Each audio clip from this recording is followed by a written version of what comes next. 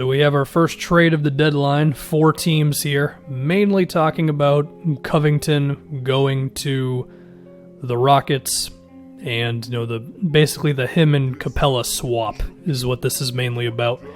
Real quick on Denver, they get off of some guys that they probably weren't going to keep, and they got a pick for it, so that's cool.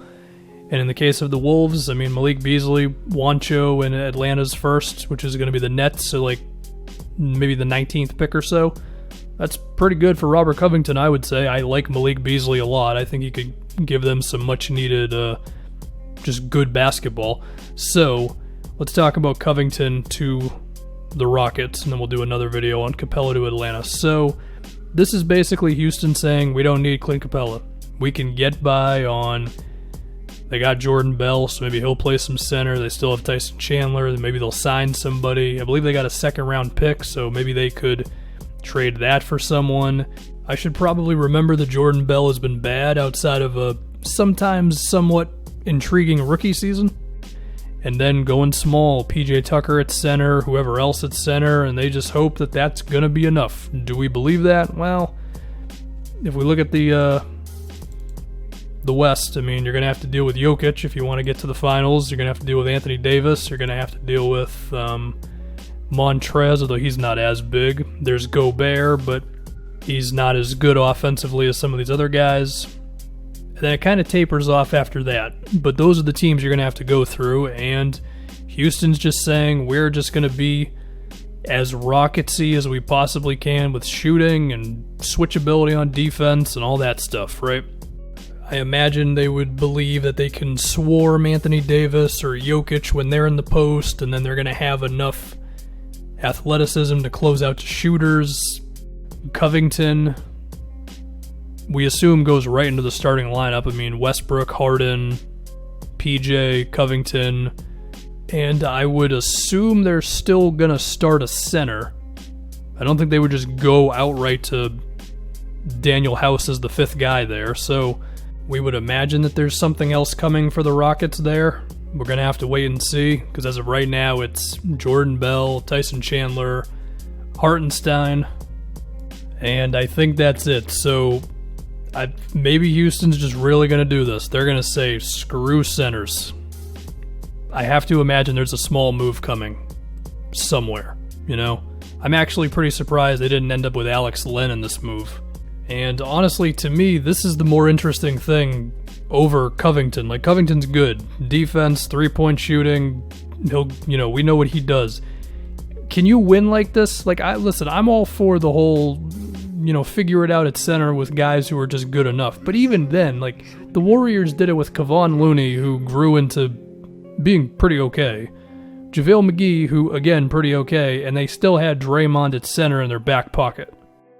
And they didn't have to do that against Anthony Davis on their way to winning multiple titles. They technically did in round 1, but you know what I mean. Lakers, LeBron, all that stuff. So I don't know. The Rockets do not have anyone who can play center who has the ball handling and the playmaking and the smarts of Draymond, But they're going for it as of right now, unless even if they get a center, we assume they're still going to be all about this small ball thing. D'Antoni's been going nuts with it lately. The guy's allergic to centers at this point. So we think about this versus, various teams, right? It's are opposing teams just going to immediately succumb to going small when the Rockets go small, which is going to be a lot now? Or are they just going to say, no, screw it, we're going to keep our big man out there, we're going to see what happens?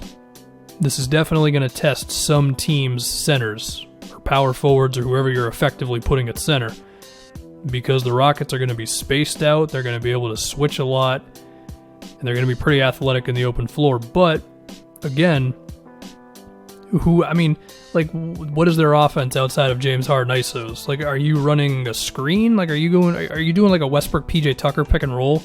Because depending on who is now defending PJ Tucker, you're just going to switch that, and you're not really going to feel that bad. It depends on the team, of course, because Westbrook is going to be able to beat a lot of guys off the dribble, and we could say Harden and Eric Gordon kind of as well. But it's PJ Tucker or Covington or whoever is the screen setter, because I assume Houston's still going to set some on-ball screens here, that guy's not going to do anything against you on a switch. That guy's not going to beat whoever has now switched onto him onto a post-up, or if you trap the ball handler, this Covington, PJ Tucker, whoever is not going to do a lot of stuff in the open floor. I mean, if you give him just a complete wide open lane to the basket, they're going to dunk it, but it's never that simple, right? It's another guy comes over, and now they've got to make a split-second decision while the defender who trapped the ball handler is now running over to the other open guy.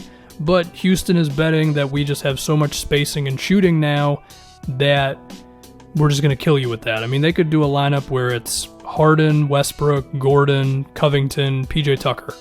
5 dudes who can make a shot. At least 3 who can defend. 2 who can defend. Harden and Gordon are pretty good low post defenders. Westbrook on a good day is a good defender. And then you can swap in Austin Rivers, Daniel House, Ben McLemore, who's been making shots. And then you just hope that there's enough of those Tyson Chandler, whoever else, minutes to not get completely killed on the board. That's another thing, just the boards, the rebound. I mean, this is going to be kind of a group effort. I mean, you got Westbrook, okay. I suppose if you're going to try to do this, it helps to have the best rebounding point guard of all time. Apologies if he actually isn't that, but we're just going to roll with it. Harden grabs quite a few, and you're just going to have to really be all in on everybody going for him and just group rebounding. That's going to be the goal for this Houston team, and I'm excited to see it all happen. I mean, they're definitely pushing the limits of this Rockets analytics, bigs are not important thing, you know? I mean, it's interesting. Dan Toney has said about those 7 seconds or less Phoenix Suns that his biggest regret outside of Steve Nash shooting more is that they didn't go far enough. You know, they should have shot more threes. They should have never traded for Shaq, although I don't know if D'Antoni was there when they did. I don't remember exactly. But it's like they didn't go far enough into the do the opposite of what everybody else is doing. And this is perhaps their version of going all in with this. Is it going to work? I don't know, man. I mean, what do I think? I still think the Lakers are better. I still think a healthy Clippers team is better. I still think that they're right there with the Nuggets and the Jazz. But who knows? And again, deadline's not here yet. The Rockets don't have a lot more to trade because that 2022 first going to Denver was their last real thing because all their other ones are Stepien ruled out. But maybe they find some way to get a center who doesn't suck. I don't know how they do it.